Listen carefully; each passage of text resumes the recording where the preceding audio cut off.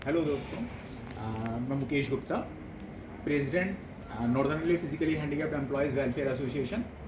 आज मैं आपको एक कहानी की तरह का सपना, जो सही मायनों में पूरे भारतवर्ष में, कम से कम भारतवर्ष में विकलांग कर्मचारियों की लिए एक सपने की तरह से था उस समय, कि कोई संगठन जो विकलांग कर्मचारियों के बारे में आवाज़ उठाना शुरू करे।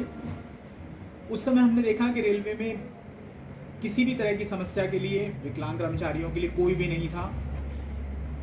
और विशेष रूप से जब हम लोग इकट्ठा होना शुरू हुए तो मुझे लगा कि रिजर्वेशन एंड प्रमोशन के ऊपर जो डीओपीटी ने नियम बना रखे थे उसको रेलवे के अंदर लागू नहीं किया गया था। वहाँ से हम लोगों ने, सब लोगों ने इकट्ठा होना शुरू किया और उसके बाद आज हमारी एसोसिएशन 1999 में रजिस्टर्ड हुई और आज 24 वर्ष पूरे होने के बाद हम रजत जयंती वर्ष के अंदर प्रवेश कर रहे हैं। इस अवसर पर मैं आप लोगों को कुछ वो महत्वपूर्ण कार्य हैं जो NRPHEW ने किए, आपके सामने रखने की एक छोटे सा प्रयास कर रहा हूँ। सबसे महत्वपूर्ण विषय, जैसे मैंने आपको कहा, जिसके ऊपर हम एकत्र होना शुरू हुए थे, रिजर्वेशन एंड प्रमोशन। हम लोगों ने रेलवे में सभी अधिकारियों से मिलने के बाद एक कोर्ट केस किया जो कि माननीय उच्चतम न्यायालय तक गया और माननीय उच्चतम न्यायालय ने भी इस बात को हमारे पक्ष में फैसला दिया कि रेलवे को रिजर्वेशन एंड प्रमोशन लागू करना चाहिए। उसके बाद उत्तर रेलवे ने रिजर्वेशन एंड प्रमोशन के लागू करने के आदेश निकाले और उत्तर रेलवे में आज रिजर्वेशन एंड प्रमोशन लागू हो चुका है। हाँ, उसमें कुछ कमियां हैं जिसके बारे में आने वाले समय में हमारे दूसरे वक्ता बताएंगे। और उसी प्रकार से और बहुत से कार्य ऐसे हुए जिसमें कि विकलांग कर्मचारियों के हितों की बहुत सारी चीज़ें लागू हो सकी, जिसके अंदर मैं मुख्य रूप से आप लोगों को बताना चाहूँगा।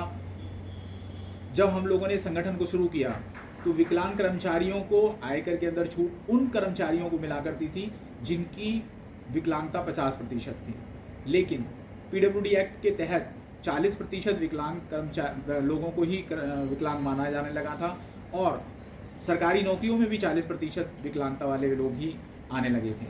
तो हमने उसको लागू करवाया। उसके अतिरिक्त पे कमीशन के अंदर हम लोगों ने बहुत सारी चीज़ें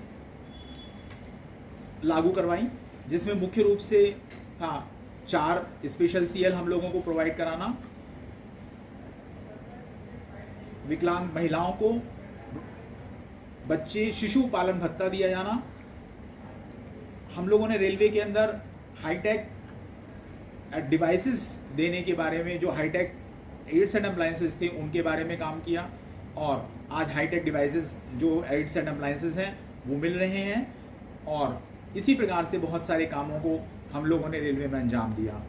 इसके बाद मैं अपने महासचिव श्री अशोक जी को कहूँगा कि वो हमारी जो फ्यूचर प्लानिंग है, जिसके विषय में हम लोगों ने कुछ चीज़ें प्रशासन के सामने और उठाना रखा गया है। अचीवमेंट्स हमारी बहुत सारी हैं, मगर उन सब चीज़ों को हम यहाँ पर नहीं बता पाएंगे, लेकिन जो हमारी फ्यूचर प्लानिंग्स हैं उनके बारे में भी आप लोगों को कुछ चीज़ें बताने का कार्य किया जाएगा।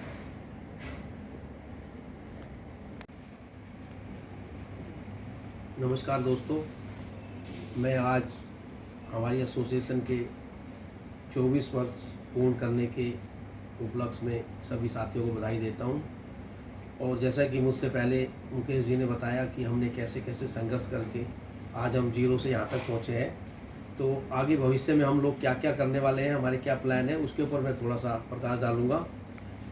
अभी हम लोगों का पूरा जोर रिक्रूटमेंट में, जो डायरेक्ट भर्ती होती है उसका रोस्टर बनाने के ऊपर है। आज तक रेलवे में कोई रोस्टर नहीं बनाया जाता डायरेक्ट रिक्रूटमेंट में, जिसके कारण हमारे विकलांग साथियों को सही से रोज़गार नहीं मिल पाता है। दूसरा, हमारा, जैसा इन्होंने अभी एक कोर्ट केस का बात किया था कि हमारा सुप्रीम कोर्ट से हम लोगों ने 3% रिजर्वेशन का केस जीता, उसका भी रोस्टर अभी प्रॉपर रूप से बनाया नहीं गया है, जिससे वो आदेश ठीक से लागू नहीं हुआ है। उसके लिए हम लोग आने वाले भविष्य में पूरी जोर ताकत लगाएंगे, जिससे हमें हमारे इस कोर्ट केस का पूर्ण फ़ायदा मिले।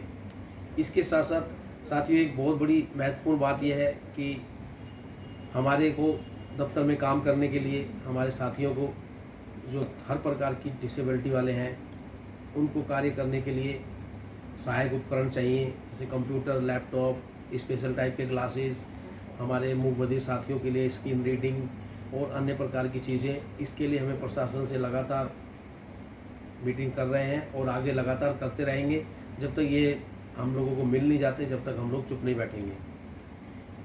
इससे आगे RPWD एक्ट 2016 को पूर्ण रूप से लागू कराने के लिए हम लोग भविष्य में और ताकत से काम करेंगे और आने वाले समय में देखेंगे भारतवर्ष में कि 2016 PWD एक्ट रेलवे में ठीक से लागू हो गया है।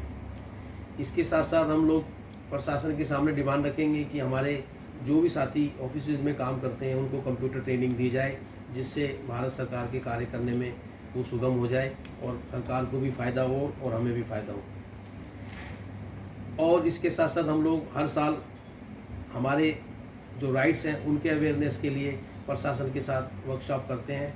आगे उसको और ज़्यादा करवाने की कोशिश की जाएगी, जिससे हमारे जितने भी साथी हैं उनको अपने अधिकारों के बारे में जानकारी होगी और आने वाले समय में जो भी हमारे रास्ते में रुकावटें थी वो दूर हो जाएंगी। इस प्रकार की हम लोग मिलके एक संघर्ष करेंगे। धन्यवाद।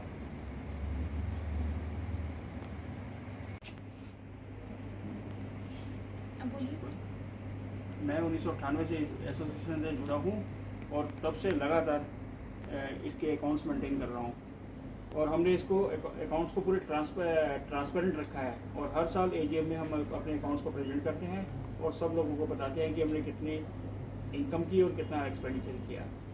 और पिछले 3 साल से तो हम इसको अपनी वेबसाइट पे भी डाल रहे हैं। धन्यवाद। हेलो ऑल, मेरा नाम सिद्धार्थ गौतम है, ये मेरा साइन नेम है। मैं यहाँ क्या काम करता हूँ? मैं NRPHEWA में काम करता हूँ और मेरे साथ मुकेश जी हैं, साथ में अशोक जी हैं जो कि GS हैं। इसके बाद मेरे साथ संजय जी हैं जो कि अकाउंट्स डिपार्टमेंट। हम चारों ने मिलके इस ऑर्गेनाइजेशन को स्टार्ट करा था। 1999 में हमने स्टार्ट करा था और इसको अब 25 साल पूरे हो जाएंगे और हमने इसके लिए बहुत मेहनत करी है। कुछ धीरे धीरे डेफ लोग आए, पहले इसमें कोई भी नहीं था, पर धीरे धीरे हमारी टीम बढ़ती गई, लोगों से कनेक्शन होते गए और आज हम इसके 25 साल पूरे